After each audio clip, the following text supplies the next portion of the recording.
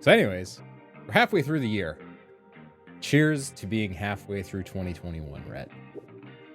And because we're halfway through the year, we figured it'd be a good time to talk about some of the games that have been pretty good in the first half of the year.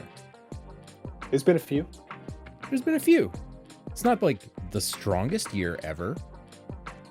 Looking at the list, though, there are a couple heavy hitters in there. Yeah, sure. Definitely some heavy hitters. And so we figured we'd just chat through them. Not make an ordered list or anything like that. Just talk about some of the cool stuff that we played, and probably there's at least a couple things I wrote down that I don't think any of us have played. Oh, yeah, probably worth talking about. 100%. So, yeah. Welcome to July. And if our energy seems low, it's because there's a heat wave here in the Pacific Northwest, and it's gee-dang hot. Things be melting. Things be melting. Things like your sleeves, James. Oh, yeah. Well, you know what? It's like 26 or 27 degrees in here, so I don't need like a second shirt. That's ridiculous. It's fair. You know, I was thinking earlier, about that song from a few years back called Heat Wave. Yeah. And I wondered whatever happened to Akon. Oh man, he's building Akon Metropolis. He's building his own city, and I think it's in Africa. Yeah, with his own currency. It's crazy. It's going to be Akon Nation. Yeah, Akon coins, man. Yeah, no, it's a thing he definitely did. Yo, blame it on him. Akon is fucking doing things like you've never seen before. Now, when is the city going to be complete? Probably not in Akon's lifetime, but, you know. Yeah, you're building a city. It's not like a Lego set. It will take a minute. Akon will not be here to see this through, but I believe in Akon, and you should too. Maybe if he gets it all the way to Wakanda levels fast enough, then he can Totally. Yeah. He can become the new international superpower. Africa should totally do that, but I mean, if Akon ends up being the first city, state, or nation or whatever to be like, yeah, we're going to start taking control of the resources in this continent and charging appropriately for the people who are harvesting them, then by all means, man, go off, get it done. Yeah, like 100%, please, man. You know, are we here postulating that Akon might be the first real life Black Panther? Well, I don't know if he's the first, but that's a good point. He's definitely Black Panther now. He's definitely taking the reins. Does he have the suit? Working on the suit. I'm sure he does. Yeah, I'm sure he does. Okay. He just hasn't worn it in public yet. Yeah, no, it's one of those things where you decide that there's a time and a place, and neither of those have arrived yet. Yeah. And when we are, deemed ready, then we'll know. Yeah. You really got to pick out the perfect spot for that first superhero landing. Yeah, because it's gonna be good. We need somebody to become a cool international player that isn't like Muskie or fucking Bezos. Like those guys are just straight up Bond villains. What we need is somebody like a good guy out of the movies. So if you know what I mean? So if Akon could do that, that would be cool. I'm just saying. Akon would love to hear you say that, man, because he was pushed out of the spotlight because he was perceived to not be such a good guy. So it's good to hear that apparently the perception of this man is completely turned around. I love it. I've been a fan of Akon from day one. What's that one song he had? You know the one I'm talking about. Bangers. Okay, cool. The one without being disrespectful? Yeah. Where all of the lyrics are good. pretty much disrespectful. Yeah, they're Mhm. pretty disrespectful, but like obviously, bringing into sharp relief the nature of his plight, where it's clear that he has no is cannot find the means to describe this person in that fashion. Otherwise, I guess the lyrics would be different. So who wants to go first on this list of video games in 2021's first half that were good?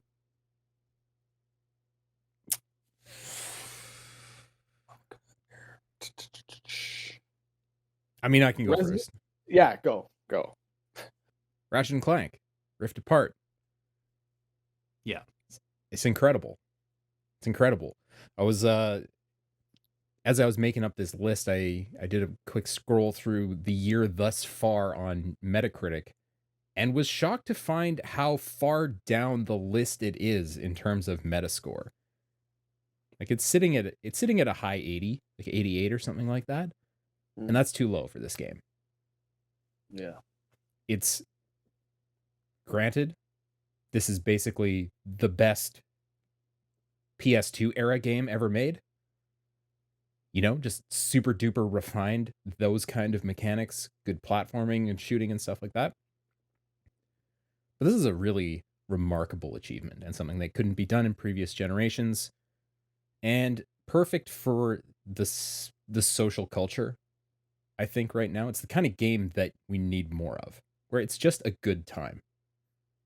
It has a good message. It has some good story beats and story moments within it, but it doesn't get too heavy-handed with that. It doesn't get bogged down in its own nonsense in a way that's super refreshing. Just moves along at a decent clip. Good time the whole way. Great voice acting, good writing, amazing animation, looks beautiful, sounds great, awesome score. Thumbs up. Ratchet and Clank. Yeah. Very, very good game.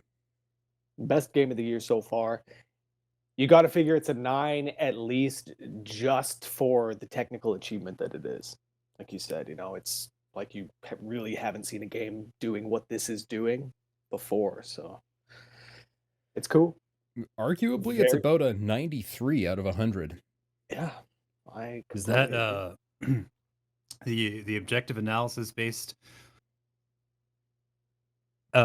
recent findings? That's the outcome of the world's premier review site, cogconnected.com. Oh, Okay. look at this. Little guest spot here, cameo appearance. Yes, my cat. Maybe she'll sit down. Maybe she'll have something to say. Maybe. You never know. James, you played Ratchet and Clank yet? I have not. Saving it. I'm into that. Yeah, it hasn't come up. It's gonna. I mean, surely. No avoiding it. It's a major force in the total games landscape for 2021. Man, I was playing it last night. I don't think I've seen a frame drop in that 60 FPS ray tracing mode. I don't think I've seen a frame drop. It's truly, truly impressive. Like, I was saying it on the last episode, it really does feel like the first true next-gen experience that I've had with the PS5. And yeah, I was thinking the same thing last night. If this is only the tip of the iceberg, it's going to be a pretty good generation. Yeah. And some of the time when you're playing that game, the number of particles and things that are happening on screen at a single time is crazy, ridiculous. Like, just unfathomable even a few years ago. Yeah. Special shout out to the fire and the smoke.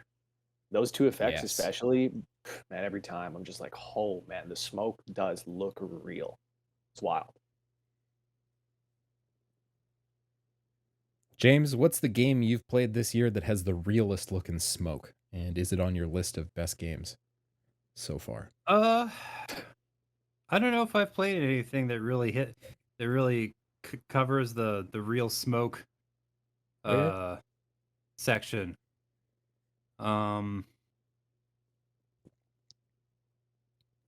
I could definitely talk about Loop Hero though. Hell yeah.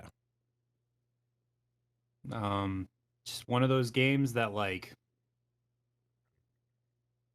kind of caught me by surprise. By when I say kinda, I mean completely. Like it completely caught me by surprise. I was blown away. I had no idea that this kind of thing was in store for me when I fired it up. It's ceaselessly compelling and like sad and weird and cool, and you're not gonna play a ton of stuff like it maybe ever, maybe ever in your life. Not exactly like it, at least like there's certain uh mechanical elements that really stand apart from the pack in a way that I wasn't anticipating. It's tough as nuts, but like it's doable. You can get in there, you can make it happen, you can make you can make the progress, you can, you know, you can win this thing if you're clever and patient. I think most surprising to me is how much street cred it's built up. This game has quite a following now. Yeah.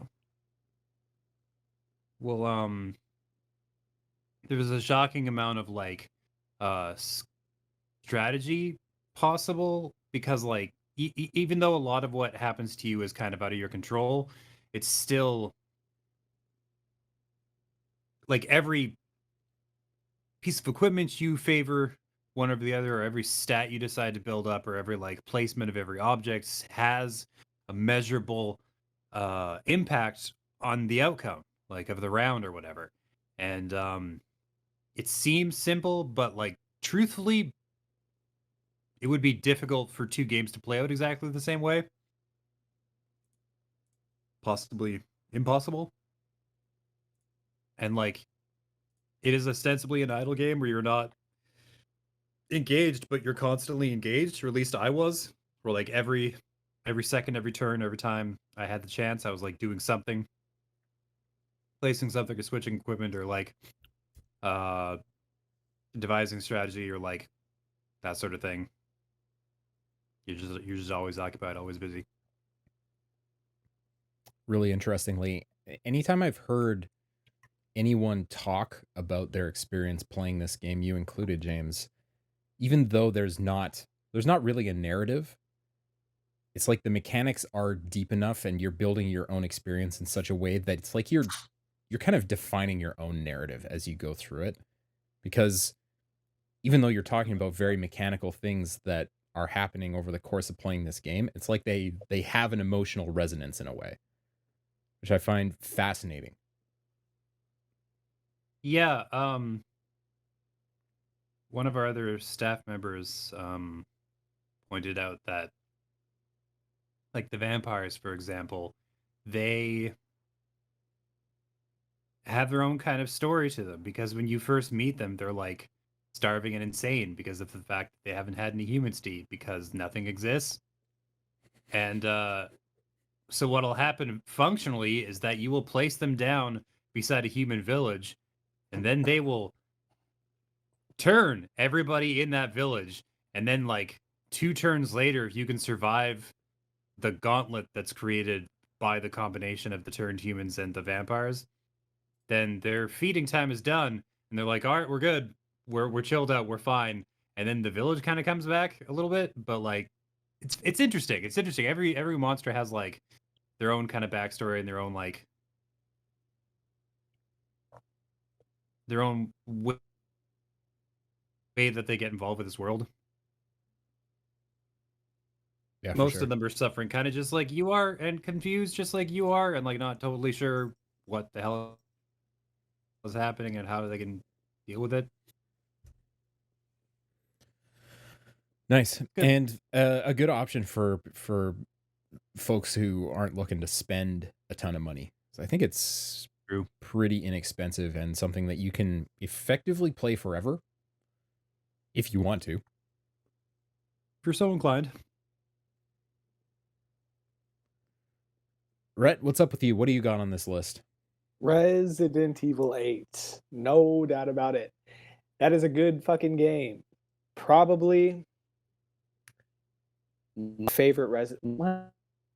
I really did like 7. and I really like that RE2 remake.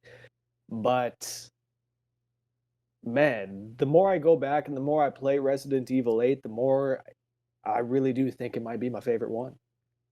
Really? I- Yeah, like I really love all of the like set pieces that it has. I love the castle.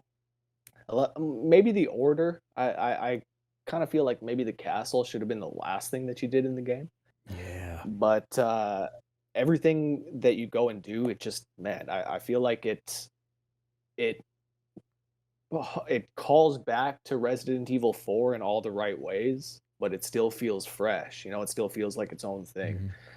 Mhm. The entire time I was like waiting for Leon to show up. I was waiting for something to like directly tie it to Resident Evil 4. Yeah. And it sure as hell tied into the series like much more than 7 did, of course. So that like much appreciated. I think it's cool how the director he came out and kind of made a point with this one where the Resident Evil series, it's kind of come in threes. You've had the first 3 games that were in their own style, and then from 4 to 6, it was in its own style, and now 7 through 9 is gonna be this first person sort of narrative. Mhm. And I don't wanna spoil anything, but anybody that's played it can probably guess where it's gonna go with 9. Yeah. Yeah, fucking good game, man.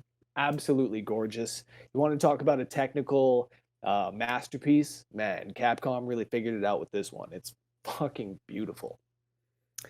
Uh, and so smooth too. That's another game that I can't remember frame drops. Like just it's like a perfectly optimized, perfectly developed game. It works really well. Man, continues the story of Resident Evil like in a really smart way. It's just kind of, bringing everything Yeah. almost full circle. I don't know. I don't want to spoil anything, but yeah. I like Yeah, I this think game. you're right about the castle. I almost wish they had teased you with it a bit. You know, drop you into the castle, give you a little piece of it, give you an encounter with the lady, Yeah. and then pull you away. Pull you away, take you out Make you like come back man, at the end of it. exactly. Cuz they drop you down.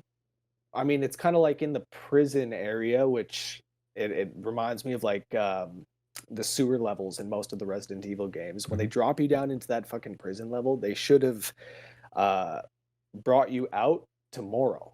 They should have brought you out to the swamp and then make you go through the swamp to the house to the castle back to Yeah. Dimitrescu. Man, but either way, like that aside, um, it really does tick all the boxes.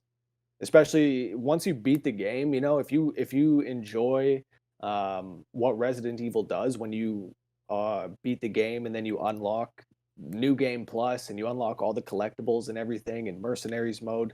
If you enjoy that stuff, RE8 probably does it better than any of the other ones. So Yeah, that's a good point. replayability, yeah, replayability is off the charts with this one. Yeah. I think my personal feelings on it are a little bit skewed just by the fact that it's first person. I just naturally Okay. prefer the third person games, so, give me 2 remake over this any day. Had they Yeah, pulled the camera back, give you a little over the shoulder action, I'm with I feel you. like, Yeah, "Oh, they man, just this would be amazing." And I don't man, know why that is. they never wanted to give you Ethan. They never wanted to show you Ethan. It was like I they guess. want you to feel like you're the character more than any other, I think. Hey, I haven't played these games, and so I'm coming from a pretty uninformed place. But isn't first person just like generally scarier?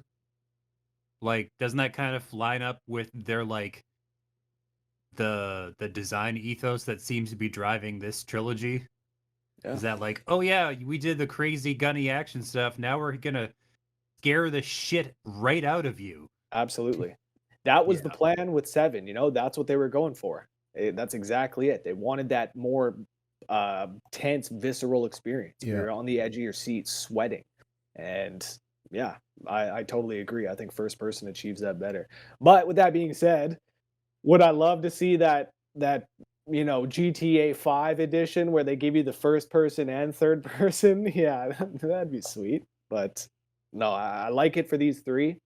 I wonder where they're gonna go with RE10. I'm excited for I'm excited to see where they go with that. I mean, at this point, it could be literally anything.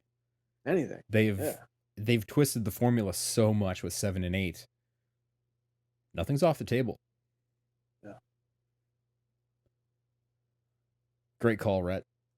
Village is definitely on the list of It's good. best games so far this year. I'd imagine we'd probably be hearing about that in the top 10 lists at the end of the year. You may not be wrong. You may not be wrong. Yeah. I mean, a lot of months left. A lot of time to be blown away. Yeah. Who knows? Maybe Halo Infinite will be topping all our lists at the end of the year. It won't, but it's cool that you like believe in it so hard. I don't believe in it so hard.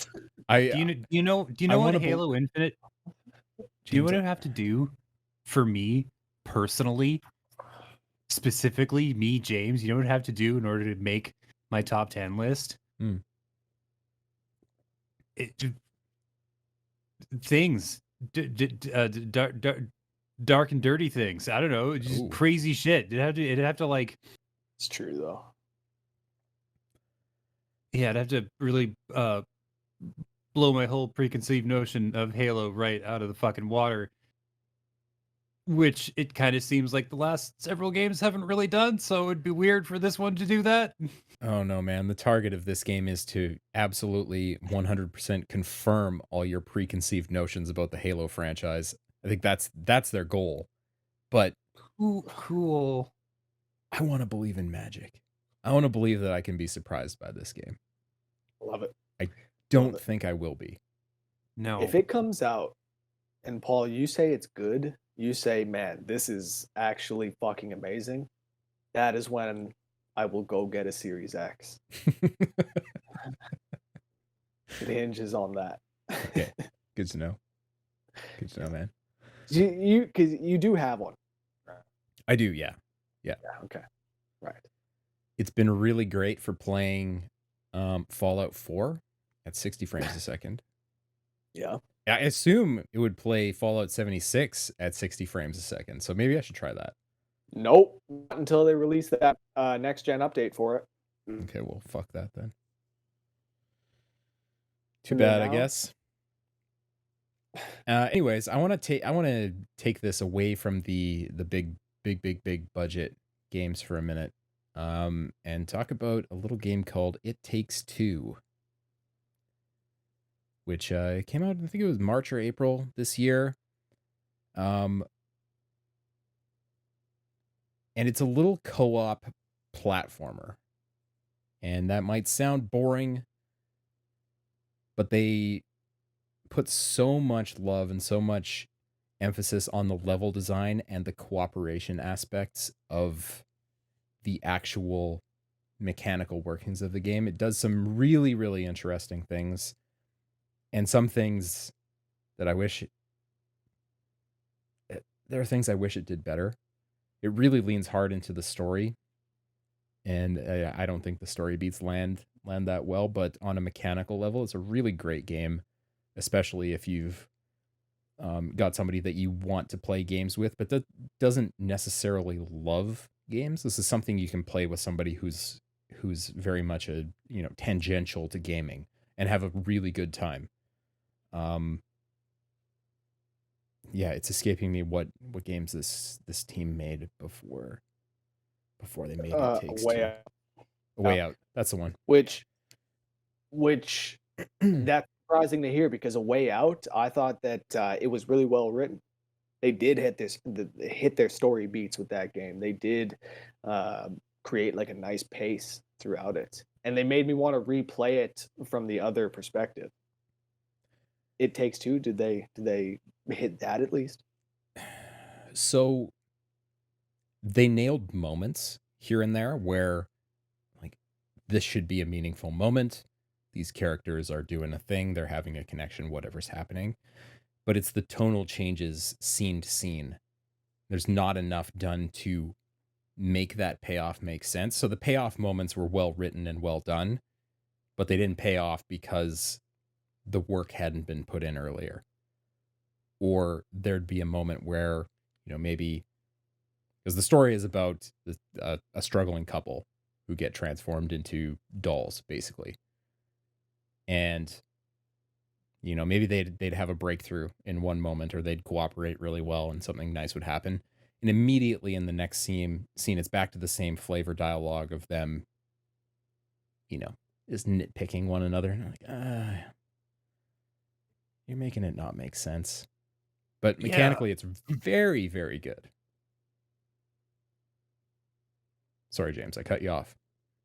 No, I totally hear you. I haven't played it, but I've seen like a lot of footage of it, and yeah, from what I can tell, it doesn't seem like it holds this consistent tone. Yeah. Well enough. Like, it was weird because like A Way Out, there was also a lot of strange diversions and interjections where it was just you would be like on the run from the law or like doing some really heavy shit, and then you're like playing wacky mini games. But I think because there was like stuff you just could do instead of stuff you absolutely had to do most of the time, that it didn't feel too much like it was sabotaging the tone. Whereas like a lot of the crazy ridiculous shit you have to do in It Takes Two is stuff you have to do, right? So like you're being pulled pretty violently from like, oh, touching moment of connection to like, man, look at this fucking loser. Can't even like shoot magical nails with the right timing or correctly, or like, Yep. can't believe you Exactly. didn't get rid of that vacuum, you absolute sausage casing of a human being. Like, why are we still together? It's all, yeah. Sickening. Yeah. So, I mean, when I reviewed it, I think I gave it about an 80. And it's really the story and those tonal things that pulled a lot of points off of the game, because it's very mechanically competent. It feels really good to play. And like my wife and I played through the whole thing together. And I think it's just tough enough to give you moments where, oh, should we just stop playing this thing? No, we're going to work together just like the characters, and we're going to get this done. So would definitely recommend checking that out. And surprising that little thing came from EA. Oh, yeah. Doesn't seem like an EA game. They've put a lot of power into their indie development arms because they're constantly trying to repair the reputation that they're always fucking up.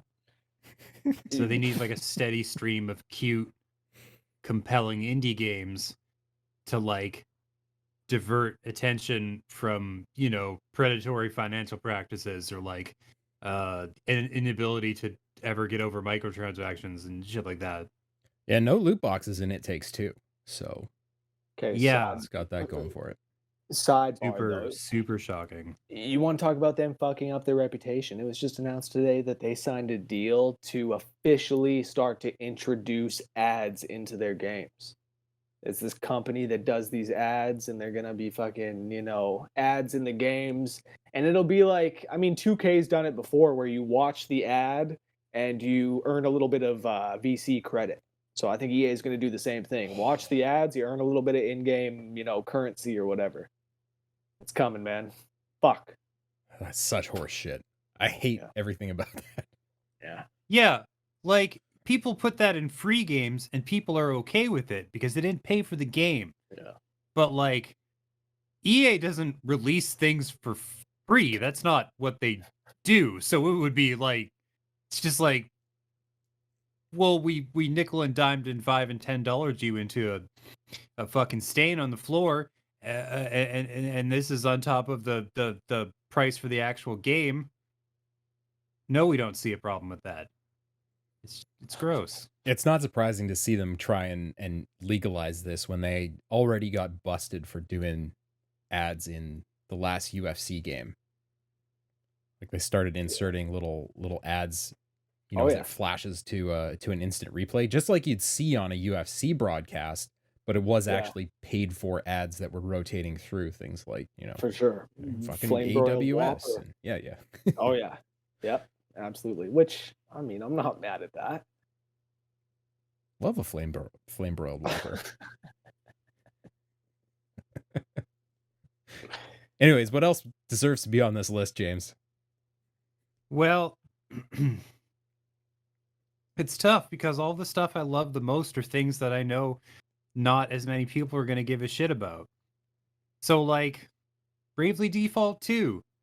I love that game. I put a pretty heroic amount of time into it. Didn't just beat it, like, beat the brakes off that fucking thing. Did, like, every secret boss and shit and, like, really, really put the work in. But, I don't know. I just feel like it's going to be a contested addition to this list, but fuck all that. I love this game so much. It mechanically presses all the buttons and flicks all the switches for me. Every single one of them without exception. So yeah, that's what I have to say to any detractors that I just made up literal straw man, Yeah, I've heard nothing but good things about this game. Yeah, There's it whips ass. Most of the detractors are me because I think the voice acting is the worst in this series, but genuinely beyond that, everything else is amazing. Do they have Japanese and They do. English? They Yeah, do. I switched almost immediately. yeah. There's somebody that they hired for the English track who's doing like a Scottish accent, and I need you to understand what ill advised this is when you are not Scottish. Like it's just not only can we tell, but we can't stop paying attention to it. And it's I was thinking about it and I realized the thing that fucks me up about it is that some of these accents are not meant to be read out loud at the pace that they do because they're trying to match up with the rest of the dialogue or the Japanese dialogue. I don't know exactly what it is. I don't even know if that's the problem. But nobody from there talks that slowly. They just don't. And it's not that it's crazy slow. It's just slow enough that you can follow it where you're like, oh no, this is this is paced just like the rest of the dialogue. That was a mistake. They fucked up doing that. There's probably other reasons why it's not a great accent, but a little deep primate part of my brain knew immediately that it was fucked and had to switch to Japanese because he's one of the main characters in the game. Oh Like no. his dialogue is the dialogue that you hear some of the most. And I was like, oh, well, we can't do this. This is not negotiable. But seriously, every other part of Bravely Default 2 is fucking incredible. But like every part of the mechanics is like basically perfect for me, the RPG enthusiast who grew up on shit from the late 90s, early 2000s. It's just like there's literally nothing else I could have asked for. I haven't like beaten a game so thoroughly in a while. I have Shit, I have makes me wanna two play it. I have two speaking ofs to go through related to that. Speaking of Japanese voice acting, did you see that there's a Ghost of Tsushima director's Tsushima. cut where the best edition is Japanese lip sync? Yes. And new content, a new island. Yeah. 4K, 60 frames. That director's cut looks fucking mint. Yeah, bro. Yeah, maybe y'all will come and play some of that multiplayer with me now. In preparation. I played quite a bit of that multiplayer at Extra Life last year. It's pretty fun. Oh yeah. It's It good. is, yeah. I wish I had people to play it with because I've been out there doing the missions by myself, which obviously are meant to be done with other people. If I wasn't Yeah. such a fucking loser, maybe I would have. Yeah, no, I can't wait for that director's edition. August 20th. That's not bad. That's It's like not a bad. month away. Yeah. And my other speaking of was about RPGs in general. And James, did you see that they showed what the pixel remasters of Final Fantasy look like? Yeah, I did. And just like a big big shrug, I guess. Like it's not bad, but like the backgrounds look really good, and Yeah. the enemy sprites look really good, and the character sprites look acceptable, and none of it is enough to get me to play again. Yeah. Like there's a couple of Final Fantasy games, like about half of that first 6 that I've never finished, and I might go back to, cap off the ones that I never completed, but like I don't know if I need to play FF1 ever again. I feel like I kind of got the gist of it. Yeah. Same with 3, 6. I'll play repeatedly for sure, but like, I, um, I think it's really interesting that they kind of went for the aesthetic and quality of 5. So 1 through 4 get a bit of an upgrade, and 6 gets a noticeable downgrade to the sprite quality. I haven't seen any screenshots of 6 yet. I mean, I know they like harvested some shit from like a video that they took Yeah. private because they didn't. I don't know.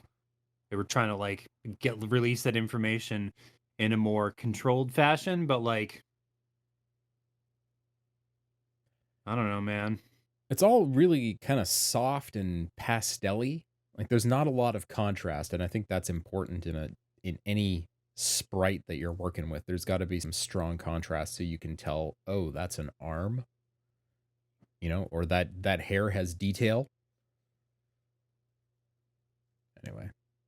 It's not the best, but it is also, unfortunately, the best attempt at a remaster that Square has done for these games. Like Yeah. everything else, every other time they've been like, we're gonna bring Final Fantasy VI into the modern era. It's like eye poison, and you can't look at it directly without doing permanent retina damage. Yeah. So like this is the best they've done. It's okay. Apparently some of the enemy sprites, this particularly from the first and second games, were like reworked to more closely match the concept art designs by Yoshitaka Amano, Okay. which is cool. I'm into that. Maybe that's why the sprites have gone more in that pastel-y direction. Is Amano's Yeah, because art is very much that. yes, it's that's extremely his shit, and like Okay. Well, I'll reserve judgment then. yeah. So like my guess is visually it's gonna be like a solid 7.5 out of 10 overall. And like the new modernization features that they're including in all the games will probably give it a couple of points in people's esteems. But like, I think there's 2 of them that I'd probably buy, but that's it. Question: is it 2, 3, and 5 that you've never finished? No, I've done 1, 3, and 6. So 2, 4, and 5 I've never Finished 4. Interesting. Yeah, it does this thing where you level up the same rate that the enemies do. And when the enemies get to a certain level, they get these really powerful spells that like they automatically get a certain amount stronger once they get to a certain level. You don't necessarily do that at the same rate. So Yeah. I kind of got to like one of the last dungeons in the game and it was just like, whoa, nope. I definitely And found there's that in the DS version of that game. Oh yeah, no, the DS version is the last one I tried to finish, and before that it was like the PS1 version, I think, and like same Okay. deal, just couldn't get through it. See, I grew up on the Super Nintendo one, which they made really easy for the loser American white kids. And Yeah. man, that was great for like 6-year-old me to play Final Fantasy 2 really easily. Like no level Yeah. grind. It's really the way to do it. Anyway. Rhett, what else belongs on this list of the best games of the first half of 2021? Space Jam: A New Legacy. It's available now on Game Pass for free. You can claim it as a free perk through the perks gallery. Do you have a backup choice? No, we might be pulling rank and vetoing. Yeah, no, this stars LeBron James, Bugs Bunny, and for actually the first time uh returning to the silver screen since her last role nearly 30 years ago, Lola Bunny will also be returning for this. Okay, but like, are you just extolling the virtues of a movie you haven't seen, or is this actually about a game you definitely haven't played? Definitely haven't played. I think it just went live. Okay. Okay. Sorry, I'm looking at the list. I gotta go. You were talking about Bravely Default Uh-huh. games that you feel you may personally think are on this list. Man, I gotta go with MLB 21. I Okay. really do. I think it's certainly the best sports game to come out this year because there really hasn't been anything else other than like Tour de France and come on. MLB 21 and for that matter the show series. It's really been the best sports franchise for years. Easily, easily. It best mimics, it best simulates the actual sport compared to any other sports game. I don't care what it is. UFC, because UFC is actually pretty decent at what it does. But team sports like Madden, FIFA, NHL, it it is a better representation of the sport than all of those games. And 21, completely addicted to it. Yeah, they you can see that they're starting to sort of drive the player towards the mode that the mode that best makes use of their microtransactions, I guess is the nicest way to put it. But I mean, you really don't have to spend money on the game to enjoy it. You really don't. I've not spent a dime on any sort of like credits for the game, and my Diamond Dynasty team that they want you to spend money on, it's like all 99s across the board, you know. Now I've put probably I don't know 150 hours into it. Woo! Yeah, I mean, you're playing baseball. The games take a while, you know, I nine guess. inning games. Um, I mean, maybe 150 is lofty, but definitely 100 plus. Definitely 100 plus. And yeah, I don't see myself slowing down. It's a great game, and if you enjoy sports games, if you enjoy games where you compete, I recommend checking out MLB because my roommate, who really was not a fan of baseball until he picked up the show, is addicted to it now, and he loves baseball, and he really got into it. So, man, it's great. It is a really solid simulation, and Fucking nice. it balances the fun in there too, in a way that you don't really see too much in team sports games. I mean, there are definitely modes in other games that kind of capture the fun of the sport at the same time as simulation, but the show has been doing a good job of that for years and years and years. Like the core of it Yep, is just so solid, and it's nice to see it yep. on Xbox this year. So it's open to a bigger audience, and more people can get exposure to the quality that PlayStation fans have been experiencing for the last, I don't know, 10 It's years or however long they've been making it. truly, it's about time. It's about time. Um, and big ups to Microsoft for getting that shit on Game Pass. I think that that's also a pretty good story from the year that a purely Sony studio developing this game was forced to put it on the Xbox on Game Pass for free day one. Fuck. No, it wasn't day one.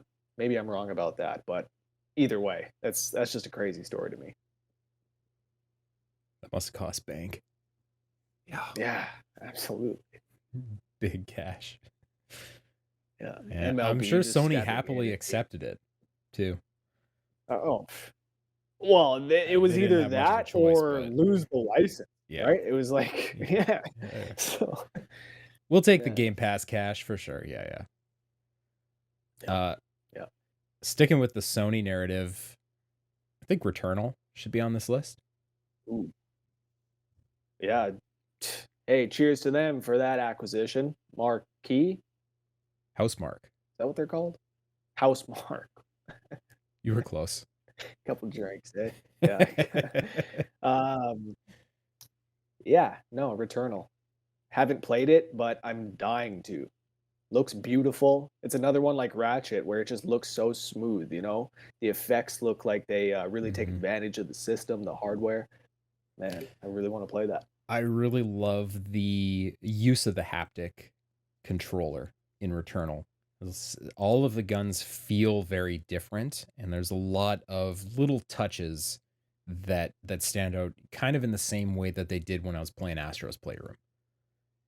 Things like the rain falling on Celine's helmet or whatever's going on in the environment. You really do feel it in your hands. And it's something that's well integrated enough that you don't feel it as like, oh, that's cool. The controller's shaking. It's doing this effect thing. You definitely notice that at first, but after a couple of minutes, it's just part of the experience. It becomes a more fully featured experience because it's engaging more of your senses. There's sound and there's vibration coming from the controller that adds to the experience in a valuable way.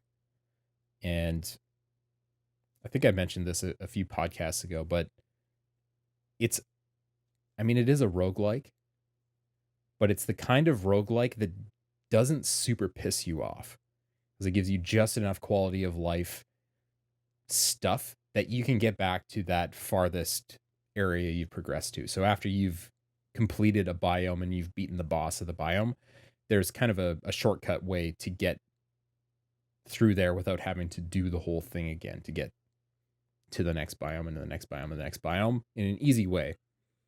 And you'll still run into runs where you get terrible drops and you get owned in 3 minutes. And hey, that's the game, baby. That's showbiz. But That's right. Hey, yeah, yep. it As is a any- super as any fun good game. It's roguelike really, does. really well made. And Housemark is an amazing pickup as a smaller studio. I'm excited to see what they can do with, a little bit of clout behind them. Yeah. Yeah, shit. Put this game on sale because Yeah, I right. want it. I wouldn't be surprised to see it on PS Plus in a couple months. In the fall, Oh, nice. I could see it. Yeah. When they've got some more PS5s to ship and they can get them into more people's hands, they'll give us that Returnal for free. I could see it. James. Okay, so my next pick isn't actually on my list, it's on somebody else's list. But it's the one that I can't stop thinking about, so I gotta say it. And that's Bowser's Fury. Oh, All right. yeah. It it kind of snuck up on me a little bit, where I was like, I didn't have like super high expectations of it at first, but the more I played it, the more I realized that maybe this is the direction that Mario games need to go moving forward. Like this is what they have to look like for the foreseeable future, because it's like this blend of open world exploration and stage based play, but like the stages kind of blend perfectly seamlessly into the larger world. Like the little levels are built in this invisible fashion into the larger map. And I think it's just an evolution of that same idea that they were playing around with Mario Odyssey, and I feel like they've really tweaked the formula at this point. Hmm. And if the next full game kind of either uses this system or expands on it yet again, I feel like that would be a giant slam dunk for Nintendo Like all they have to do is make like, I don't know, if they can reiterate on this formula just the tiniest bit, they wouldn't have to change very much at all. I don't even know what they would change. It could be the design equivalent of a new coat of fucking paint, and it would absolutely crush. Like people would be talking about this shit for like a decade when this hypothetical project comes out, because like it really seems like they're like barreling down on the perfect expression of this formula, where like the world map and the stages sort of like interplay and blend with one another perfectly, and you can go from like casual exploration and then just like playing around with the map to like doing a challenge like completely seamless. Like that really feels in line with their design philosophy overall. Like that kind of reflects how they've been approaching hardware for the last few years as well, and it kind of feels like it's their cohesive mission statement, at least for their flagship business. Um, yeah, it's just a little bite-sized look at like what they're probably doing next. I kind of It's really wonder. goddamn fun. I mean, I kind of wonder if this expansion, for lack of a better word, came out of like an experiment Yeah, where they were going, what would open world Mario be like? We did Breath of the Wild. It's been super successful. A bazillion Game of the Year awards. Can we do that with Mario? Let's try it. And as they started experimenting, they went, we could just make a thing. yeah, It's based on the 3D World engine. Let's see what we can do. What's the limit of the Switch? And I mean, it sounds like they got rid of all the things that kind of pull you out of the Mario experience of you got to dive into a painting, you got to go down a pipe in order to do the cool Mario stuff that you're yeah, used to. yeah. There's none of those barriers. That's amazing. And Yeah, really promising for the future. You know, I could see something like yeah, that being the marquee launch title for a Switch 2. yeah. It's interesting because like the openness of the design means that you can run into some weird unanticipated problems. Like Mm. Bowser exists as sort of a world event Mhm. that activates more or less randomly. And like whenever he like wakes up and he's like, "All right, I'm gonna fuck with you in the whole map," and you're like, "Oh, okay, I guess I'm." It's interesting because like sometimes his intervention can actually have a positive outcome, because he'll end up like he'll change the landscape of the levels to the point where you can reach something you couldn't previously. Like that happens a couple of Oh, times. interesting. And then sometimes he will just chuck a house-sized fireball at you and fuck your whole day up, you know. You can get one or the other. And Classic. yeah, it's you sort of feel the limits because it's just the one little world. But like if you blew that up, it was like, oh, this is the lakes, but then you can like travel further to like, you know, the other standard biomes, desert, ice world, candy, crazy bullshit. Um, it'd be like having the complete 3D representation of the maps from older games, but you could just kind of like wander around it. It sounds like my idea of a good time. Yeah, me too. One of my ideas of a good time, anyway. Yeah. No, it looks really fucking promising. Also, when I played it with because it's bundled with 3D World, and I hadn't really given that the time of day up until that point. So So that was underrated. nice. Yeah, no, it is underrated. I've heard it like lists of the best Mario games that exist, and I'm like, yeah, It's a goddamn absolutely. good game. And I think 3D World is the perfect name for that game too, because it does feel very much like playing Super Mario World. For whatever reason. I don't know. Good game. Yeah, Yeah. Great fucking game. Rhett, what else do you want to put on this list? What the fuck am I looking at here? Hold on. What about? I don't know. New Pokemon Snap was pretty popular.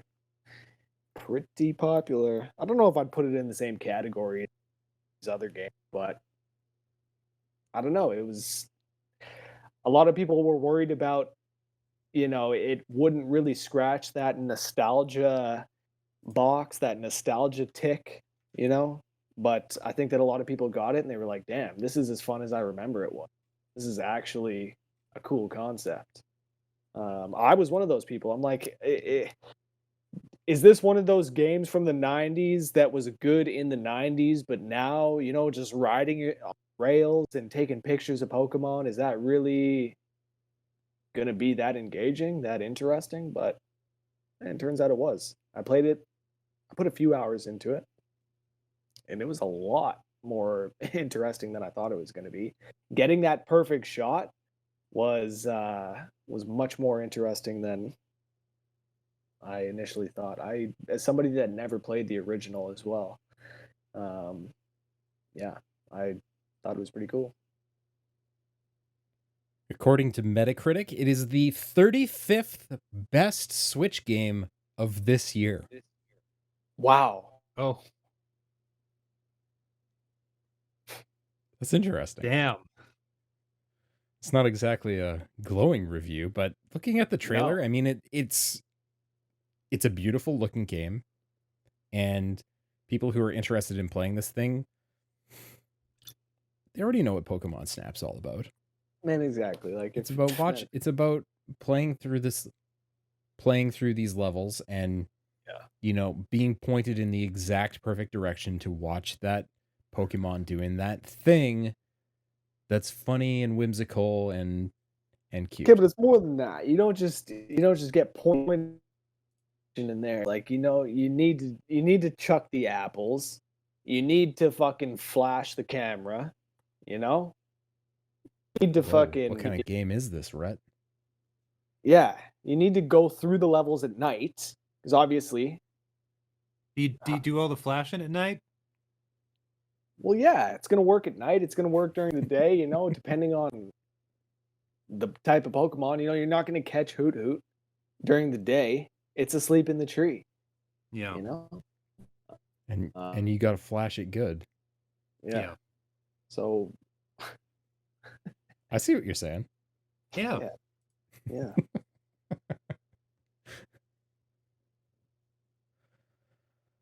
Yeah. Okay. I am going to say Hitman 3. Okay.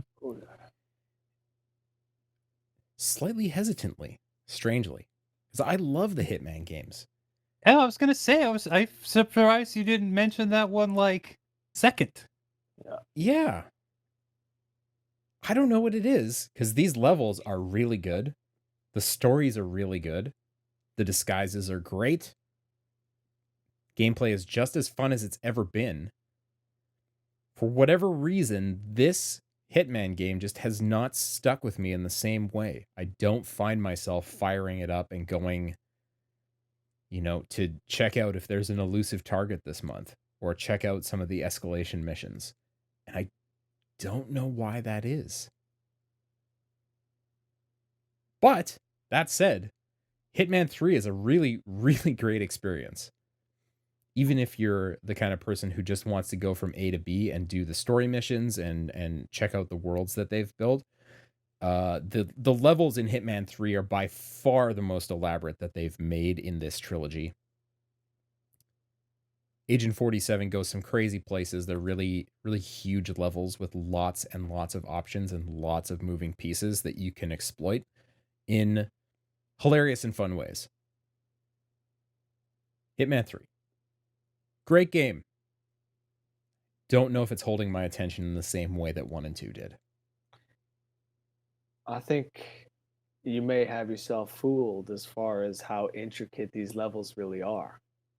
I was just reading a discussion on the game. People were talking about how the levels and especially the targets themselves don't really feel as if they have as many like avenues that you can approach them from. People were saying that the targets in 1 and 2 and the levels in 1 and 2, they just feel much more, well, like you could manipulate the levels much more than in 3. Mhm.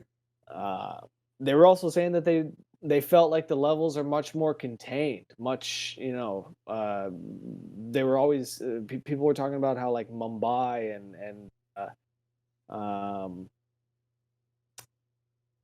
what's Marrakesh, the levels like that, like there's nothing really like that are like these huge sprawling levels that have um what seem like, an infinite amount of ways that you can tackle them. Uh I don't know if I yeah, buy that. no? As Mumbai and Marrakesh and levels like that feel big, but they aren't necessarily full of opportunity. The vast majority, especially in levels like Marrakesh, of the characters that you run into are not disguises you can steal, or they're not unique disguises. So I don't know if that holds water for me, Yeah, but but disguises are for scrubs. yeah, suit only, Suit only, dog. no Suit kills, only, fiber wire, no kill. Yeah, well, no kills until you get to the target. Fiber wire obviously. only, suit Obviously. only. Um, you know, yeah, Yeah, I mean that's all well and good. I yeah. mean these games for me are about No, that's the dealing thing. with consequence. One Being hundred like, percent. can I dress up as a fireman and sneak into this building as the fireman Yeah, and kill the target with a fire axe? Like, can you do that? The answer is yeah, you can do that. And it's about getting to that point where you're in a position to make it happen and then yeah. dealing with the fallout when it doesn't work exactly as planned. But and yeah, I think the Hitman 3 levels are very conducive to that kind of play, especially levels like the Vineyard and I forget what the city's called, but the Chinese city with the base underground. There's a million options in those places. So I would challenge anybody who's having those discussions to get good at Yeah, Hitman. Know what I'm saying? I could pass your Right. information Super along if you'd like. convincing. Yeah, Yep, yep, please. yep. If you want to fucking, Let's open a can of worms, Rhett. I'm down. I'm down. But yeah, I think it's an extremely well made game, especially on the new consoles. The technical chops are really on point. It's super sharp. Like it's Ooh, not yeah. the most amazing looking textures and the most amazing looking character models you've ever seen. It's very much like the PS4 and Xbox One versions, Never but has been. it's so crisp and it runs really really well. Love it. Love Hitman. Anyway, I'll digress.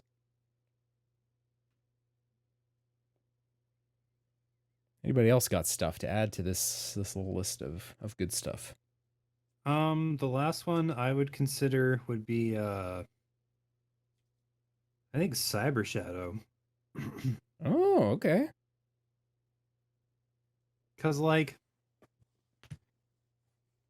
it's kind of another one of those like personal picks where it's like I liked it maybe more than everybody liked it, but I've seen a whole bunch of games try to do that like we want to be just like Ninja Gaiden thing, but it really pulls it off, like it really brings it home, really like makes it happen.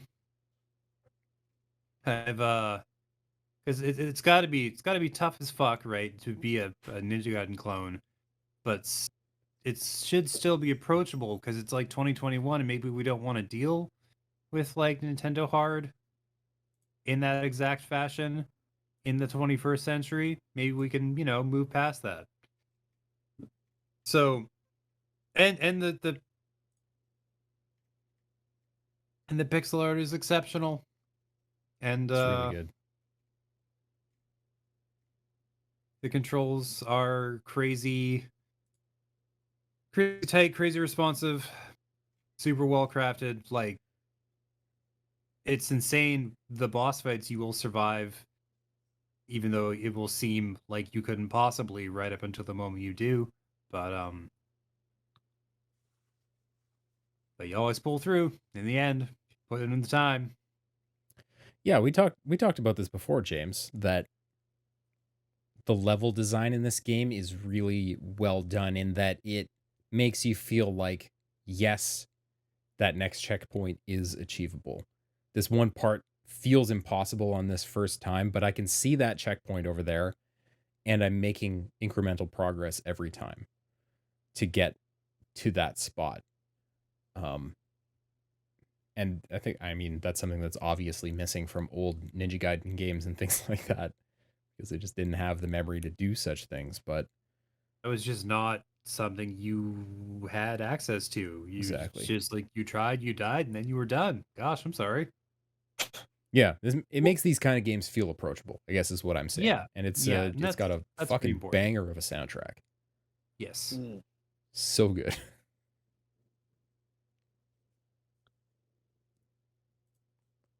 Yeah, like you see a million indie retro homage classics come barreling down the assembly line, but I think like Cyber Shadow is on a pretty short list of the ones that are like executed well mechanically as well as visually.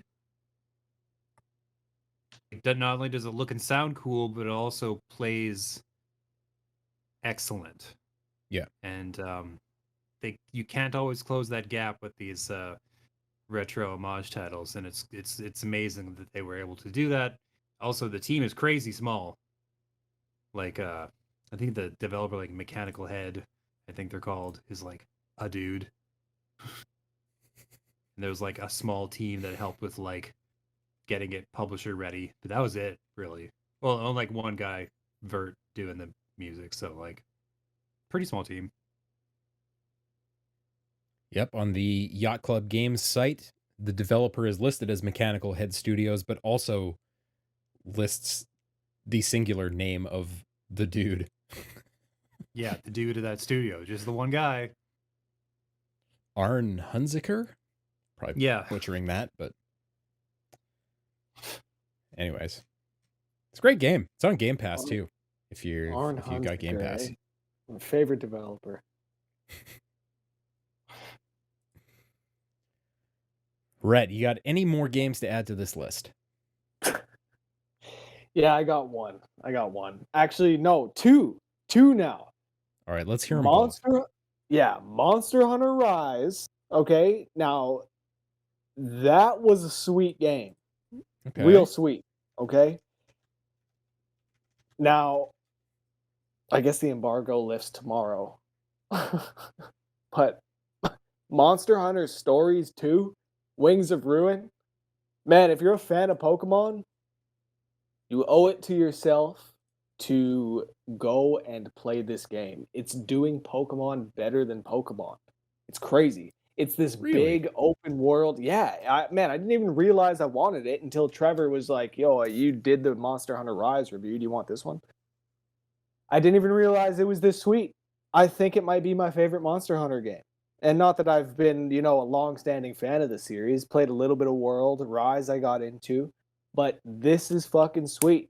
It's this turn-based game that's all about, like, hatching these monsters and I guess, like, cross-breeding them eventually. And then you're fucking going through this massive open world that's kind of like Breath of the Wild. Like, it's certainly not optimized like Breath of the Wild is, but it runs on the RE engine. Not as well as Monster Hunter Rise, but it like does the job. It pretty much stays, at 30 FPS. It's really, really good. I'm really addicted to it.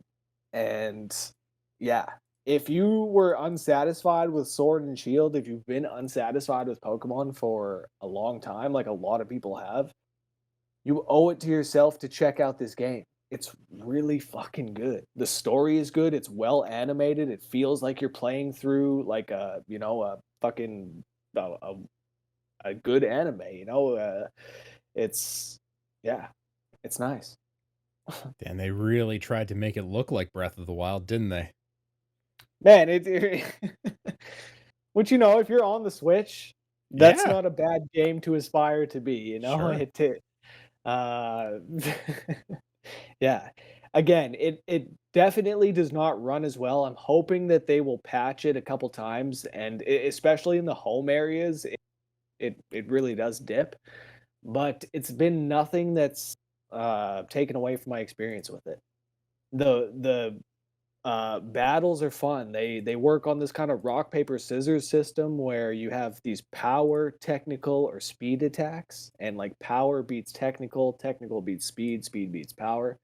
So you're kind of uh, trying to figure out what the opponent's going to throw at you while you throw the right thing, and hopefully you can uh, figure out not only which weapon you're going to need, but which of your monsters in your party is going to be best suited to like the next incoming attack.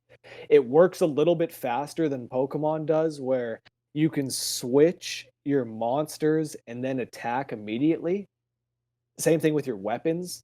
So it's again it works kind of faster than Pokemon does, but it's very, very similar. It's very, very similar. Maybe not as deep because Pokemon's had, generations of entries and it's refined its systems and it's introduced 17 different types or whatever the fuck it is, but Yeah.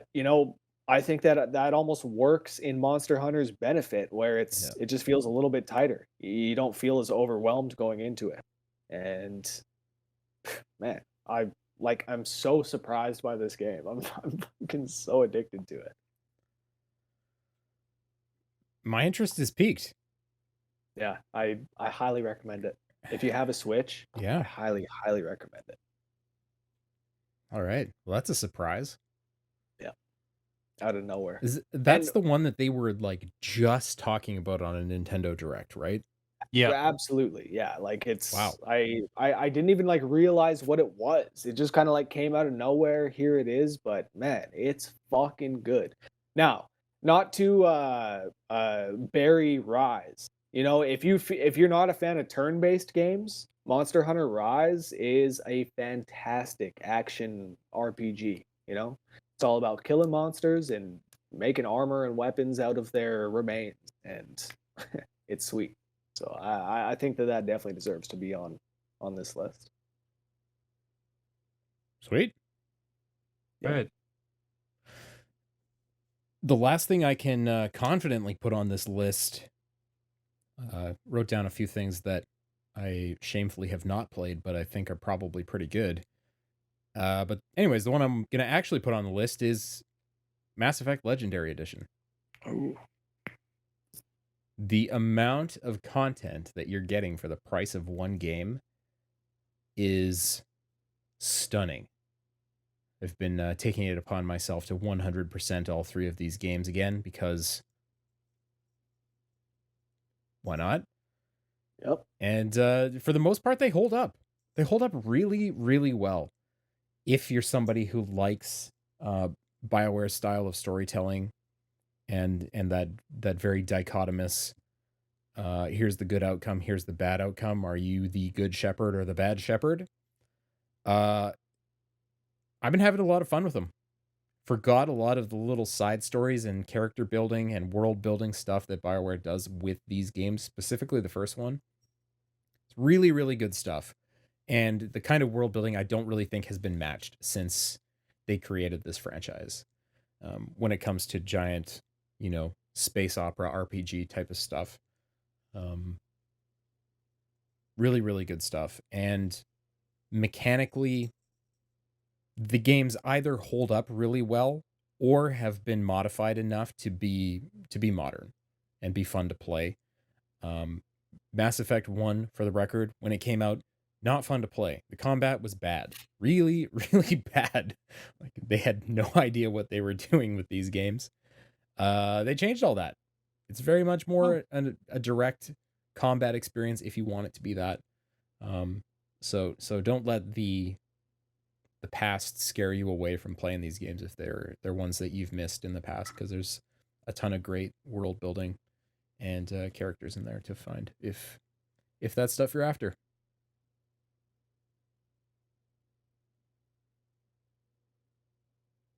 Okay, that sounds like an excellent final entry to the list.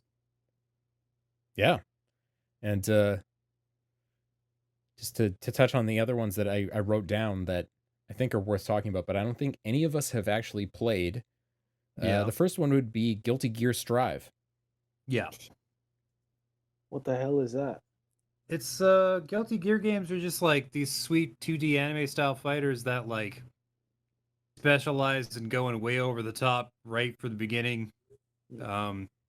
Super fast paced, pretty approachable. Excellent games, generally speaking.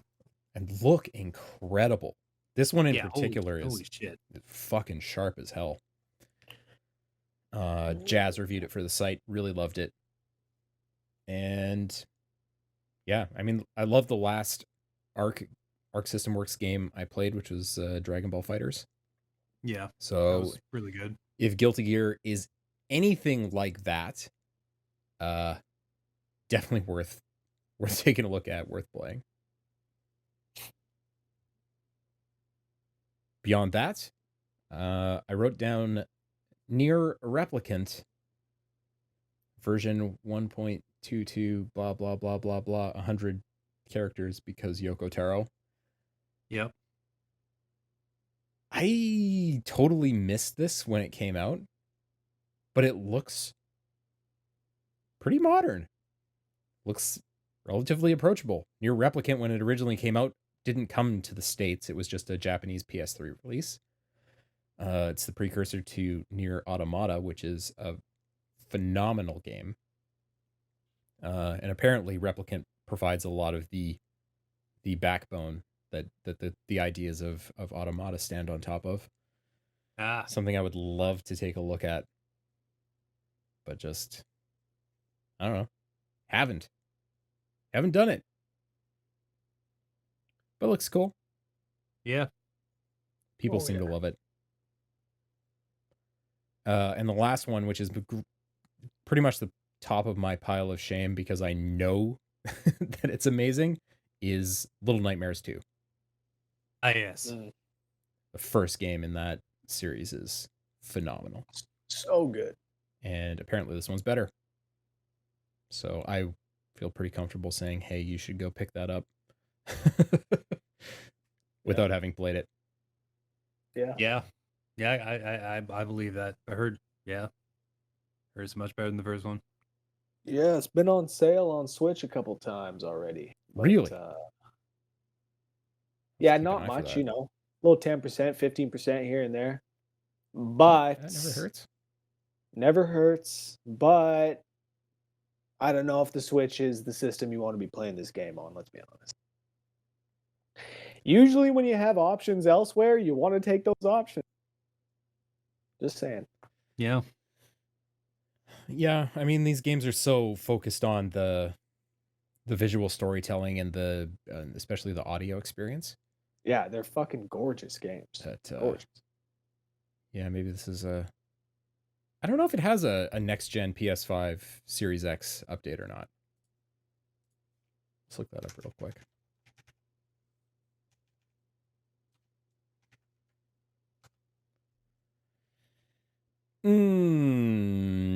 It says soon. Okay. Well, maybe I'll get it when that update comes up. It'll get a free upgrade on the PS5 in 2021.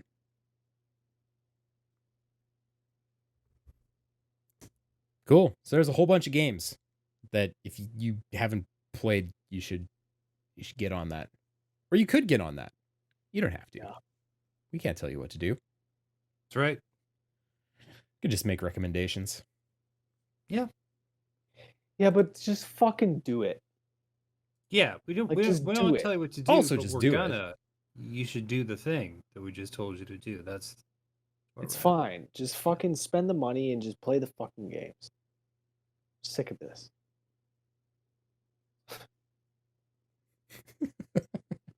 It's a real ray of sunshine there, right? God, by golly, geez, heck, Jesus gosh. Christ. I mean, what the fuck are we doing here? Like, what? If you're fucking listening to this podcast and you haven't played these games already, what the fuck are we doing here? Convincing them that they're good, I guess, would be the premise. Yeah. That is the fuck we are doing here. Good point. Yeah. But also at the same time, if there's something that's not on this list that we missed, that Yeah. you're like, guys, you're sleeping on this game. Why haven't you told us yet? Yeah. What's holding you back? If we miss something painfully obvious, then let us know.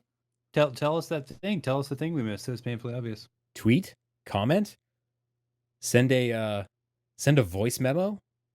There was nothing. There's nothing we missed, or You don't. No. There was nothing. No.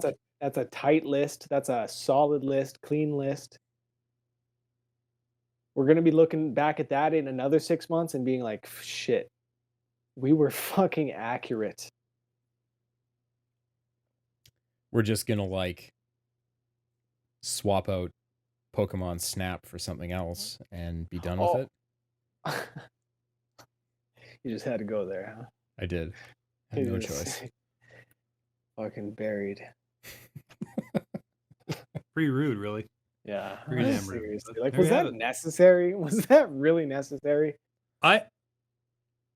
Yeah. I thought about it for a second, really dug deep, and yes, it was. I reflected, and it was very important. Anyone play the original Pokemon Snap? Yeah, I rented it from the video store. Back Right? in the day. It took Yeah. you 48 minutes to complete, and then you were like, fuck, what am I going to do the rest of the weekend? Okay, well, don't let your fucking sad sap memories from when you were 10 years old renting from Blockbuster Video sour your experience with the new one. Okay, there's more than 48 minutes of content. It's going to take you 48 minutes just to, go through your first. Actually, the tutorial is long as fuck. It's going to take you 48 minutes just to read. They hit you with it at the start of the game. So, yeah, I see what you're doing. All's being a goofy Gus. First game takes longer than an hour to finish. Just a little bit. Yeah. Yeah.